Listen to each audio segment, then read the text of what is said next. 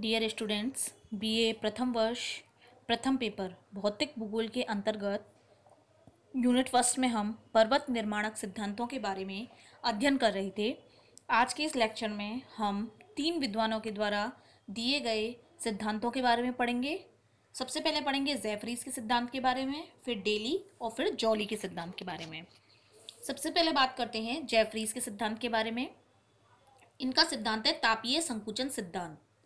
पृथ्वी के संकुचन इतिहास पर आधारित है, अर्थात प्राचीन समय में जब पृथ्वी, ऐसा माना जाता है कि आग का धधकता हुआ गोला थी, फिर धीरे धीरे पृथ्वी ठंडी हुई जिसके कारण उसमें संकुचन की क्रिया हुई। इसी को आधार मानकर जेफरीज महोदय ने अपने सिद्धांत का प्रतिपादन किया। ऐसा माना जाता है कि प्राचीन काल में, आदि काल में पृथ्वी द्रव अवस्था में थी। वर्तमान में पृथ्वी ठंडी हुई है, जिसके बाद में ये जो पृथ्वी का स्वरूप है वो डेवलप हुआ है। सबसे पहले पृथ्वी की जो ऊपरी परत थी वो ठंडी हुई और वो ठोस हुई। उसके बाद नीचे की जो परतें हैं उनके ठंडे होने की क्रिया स्टार्ट हुई। तो नीचे की सतह जो थी वो सिकुड़ती गई और ऊपरी जो परत है उससे सिकुड़ने के बाद अलग होती रही। जो पृथ्वी की ऊपरी परत है उसमें गुरुत्वाकर्षण शक्ति के कारण संकुचन उत्पन्न हुआ, अर्थात सिकुड़ने का कार्य स्टार्ट हुआ, और इस संकुचन के कारण ही पर्वत निर्माणकारी जो बल है वह प्रोसेस में आए और पर्वतन की क्रिया स्टार्ट हुई। इस परिकल्पना को समझने के लिए हम सूखे सेब के उदाहरण को ले सकते हैं। जैसे कि एक सेब होता है, काफ़ी जब हम उसे रखते हैं काफ़ी दिनों तक तो धीरे धीरे उसकी जो परतें होती हैं वो सूखना स्टार्ट करती है। ऊपर की परत पहले सूखती है, फिर धीरे धीरे अंदर से सूखना स्टार्ट हो जाता है, और जब अंदर से वो सूखना स्टार्ट होता है तो जो ऊपरी परत होती है उससे वो अलग होने लग जाता है। ऐसा कहा जाता है कि जैसे जैसे पृथ्वी ठंडी होती गई, यानी पृथ्वी की ठंडे होने की क्रिया धीमी होती गई, वैसे वैसे जो पर्वत निर्माण की क्रियाएं हैं वो भी मंद होने लग गई। जेफरीज ने ऐसा माना कि जो हमारी पृथ्वी है वो संकेंद्रित परतों की बनी हुई है, अर्थात हमारी पृथ्वी में कई प्रकार की परतें हैं। पृथ्वी जब ठंडी हुई तो परत दर परत ठंडी हुई, ऐसा नहीं है एकदम ही ठंडी हो गई। धीरे धीरे हर परत के रूप में वो ठंडी होती चली गई। जैसा कि हम बात करें, ये जो ठंडी होने की क्रिया है ये हुई 700 किलोमीटर तक। इसके बाद में जो प्रत्येक ऊपरी परत है वो अपनी अगली नीची परत से ठंडी और संकुचित होती चली गई। तो जेफरीज ने माना कि जो भूपटल की ऊपरी परत है, यानी ऊपरी ऊपर का जो हिस्सा है, वो अत्यधिक ताप में कमी होने के कारण ठंडी हुई, जबकि नीचे की परतें जो हैं वो कम शीतल हुई, जिससे कि जो ऊपर की परत है वो ज़्यादा शीतल हो जाने से नीचे की परतों पर टूट करके खत्म हो गई। इससे धीरे धीरे झुर्रियाँ पड़ने लग गई और झुर्रियाँ पड़ने के बाद पर्वतों का निर्माण हुआ। जैसा कि आपको चित्र दिखाई दे रहा है, चित्र में आप समझ सकते हैं कि 700 किलोमीटर तक जोन ऑफ कंस्ट्रक्शन रहता है, अर्थात जिसमें पृथ्वी के ठंडे होने की क्रिया होती है। इसके बाद में जो सेकंड परत आती है इसमें वो तनावहीन परत होती है, जिस पर किसी भी तरह का तनाव नहीं होता। फिर इसके बाद जो थर्ड परत दे रखी है वो तनाव युक्त परत है, जिसपे थोड़ा बहुत तनाव होता है। और लास्टली जो आंतरिक भाग है, जो पृथ्वी का क्रोड है, उस क्रोड में किसी भी तरह का परिवर्तन नहीं होता। तापक्रम और आकार वहाँ हमेशा एक जैसा बना रहता है। तो इस तरीके से ठंडे होने की क्रिया ऊपरी हिस्सों से स्टार्ट हुई है, धीरे धीरे अंदर के हिस्से भी हुए। ऊपरी हिस्से ज़्यादा ठंडे हो गए जिसके कारण वे टूट करके नीचे गिर गए, और फिर धीरे धीरे जो है वो झुर्रियाँ पड़ गई। झुर्रियाँ पड़ने के कारण पर्वतों का निर्माण हुआ। तो इस तरीके से पृथ्वी के ताप के कारण, संकुचन हो जाने के कारण इस पृथ्वी पर पर्वतों का निर्माण हुआ है। ऐसा जेफरीज महोदय ने अपने सिद्धांत में बताया है। इस सिद्धांत की कई आधारों पर आलोचना की गई।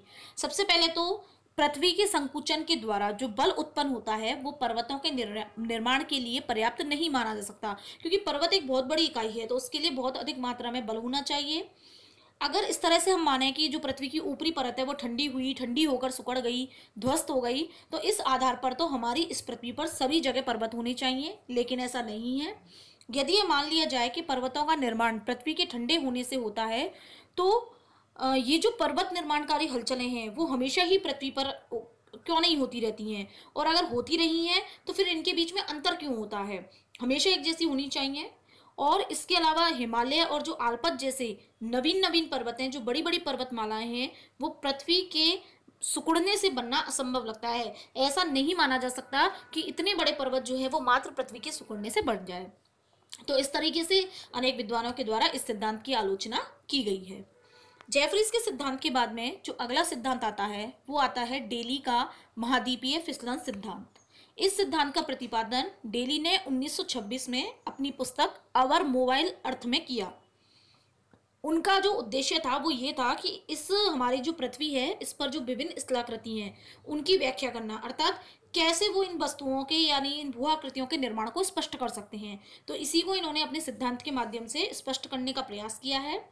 डेली ने माना कि जो हमारी भूमध्य रेखा है और जो ध्रुव है वो प्राचीन समय में कठोर भूखंड थे और उनके बीच में एक गहरी खाई थी जिसे मध्य अक्षांशीय खाई कहा। ये जो कठोर भूखंड थे दोनों साइड, ये कठोर गुंबद के समान थे। गुरुत्वाकर्षण बल के कारण इनसे जो मलबा था वो टूट करके आकर के इन जो मध्य अक्षांशीय खाई है उसमें गिरने लगा। जैसा मैंने आपको भूसन्नति में समझाया था, दोनों साइड स्थल धरण भूखंड थे, उनका मलबा टूट करके बीच में भूसन्नति में भरने लगा, जिससे जो खाड़ी की तली है वो नीचे नीचे धंसती चली गई और गुम्मद का आकार बढ़ता गया। क्योंकि पृथ्वी का जो आंतरिक भाग है वो गुम्मद का आकार बढ़ने से जो है डेवलप हुआ है, उसके आंतरिक भाग से ही जो है वो गुम्मद हुआ है डेवलप। इसके बाद ये जो गुम्बद है वो बड़े बड़े टुकड़ों में टूटकर भूसन्नति में फिसलने लगा और इसी के द्वारा जो है पर्वतों का निर्माण हुआ। जैसा कि मैं आपको इसको पहले भी बता चुकी हूँ, उसी तरीके से इन्होंने माना है।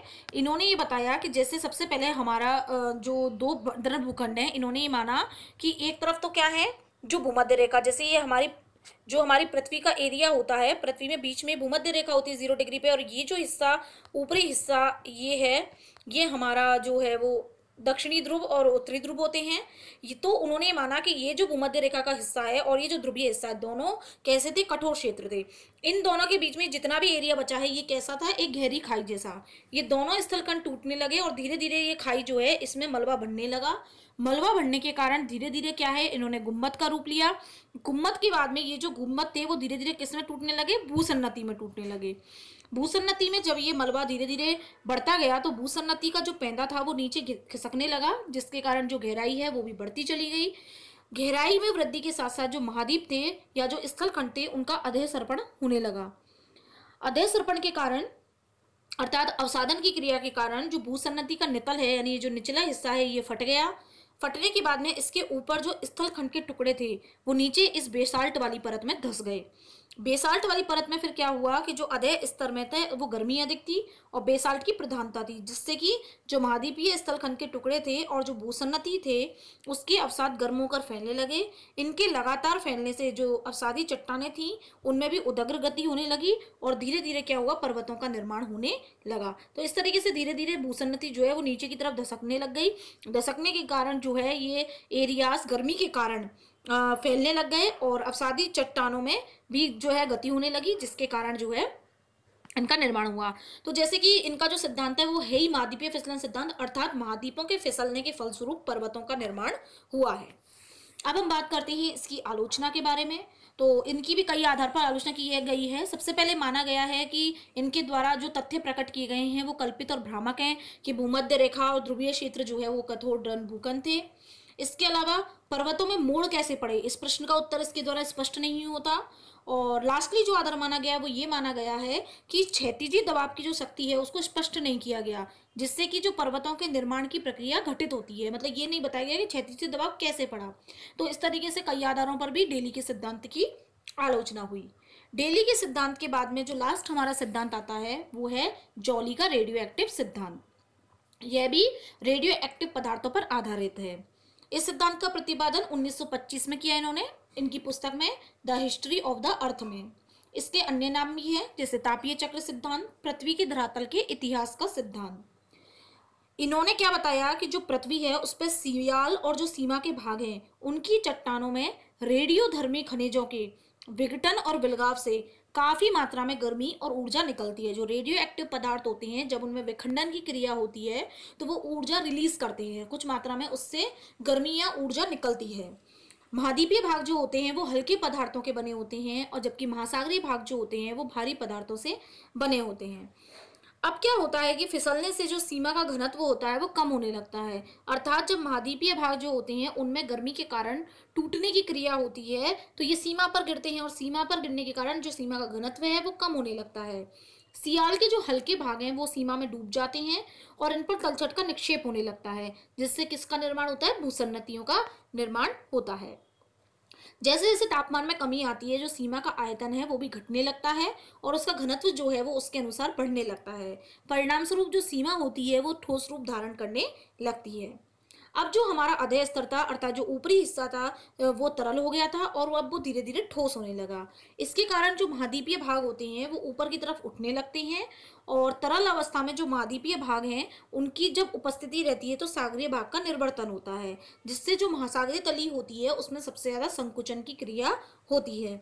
तो इस तरीके से दो सिकुड़ते हुए जो महाद्वीपीय पेटी हैं उनके बीच में जो महाद्वीपीय भाग है उसके किनारे पर दोनों ओर से दबाव पड़ता है, उस पर निक्षेपित तलछट में वलन पड़ जाने से पर्वतों का निर्माण होता है। इस सिद्धांत की भी कई आधारों पर आलोचना की गई है। पहला माना जो भूसन्नति के बारे में विचार दिया है वो भ्रामक विचार है। दूसरा, सभी महाद्वीपों के किनारों पर पर्वत होने चाहिए, लेकिन ऐसा सभी जगह नहीं है। जॉली द्वारा जो सीमा के शीतल होने की बात कही गई है वो भी उपयुक्त नहीं लगती और सीमा की पिछली अवस्था में ज्वारीय शक्ति द्वारा पश्चिमोत्तर प्रवाह असंभव है। इस आधार पर कई आलोचना की गई है, लेकिन फिर भी जोली के इस सिद्धांत का काफी महत्व है अगर हम इसे समझ सकें तो। जैसे सबसे पहला तो एक पृथ्वी के जितने भी जटिल भूआकार हैं उनको समझने में बहुत ही सरल सिद्धांत है ये। महाद्वीपीय महासागरीय जितने भी द्वीप हैं उनके निर्माण की स्थिति को स्पष्ट करता है। कैसे? जैसा मैंने आपको बताया, सियाल के हल्के पदार्थ टूटकर सीमा में गिरे, तो सीमा अर्थात जो महासागरीय क्षेत्र है उसमें महाद्वीपीय भाग से टुकड़ों के टूटने के कारण और विभिन्न पदार्थों के टूटकर निक्षेपित होने के कारण महासागरीय द्वीपों का निर्माण हो गया। इसके अलावा जो रेडियोधर्मी तत्व हैं उनको प्रधानता दी गई है इसमें, जिससे कि विश्व के समक्ष उनकी उपयोगिता और उनकी प्रक्रिया का भान कराया गया कि किस तरीके से जो रेडियो एक्टिव पदार्थ होते हैं वो गर्मी या ऊष्मा का अपना अंदर से रिलीज करते हैं। तो इस तरीके से विभिन्न विद्वानों के द्वारा ये सिद्धांत दिए गए हैं। अब इनकी विभिन्न आधारों पर आलोचना की गई है, तो ऐसा कहा जाना तो एकदम स्पष्ट नहीं है कि ये सिद्धांत अपने आप में उचित है, लेकिन हाँ कहीं मात्रा तक इनके माध्यम से जो हमारे भूगर्भिक इतिहास है उनके बारे में हमें जानकारी मिलती है। अब इसके बाद जो नेक्स्ट सिद्धांत है उसके बारे में हम अपने अगले लेक्चर में पढ़ेंगे।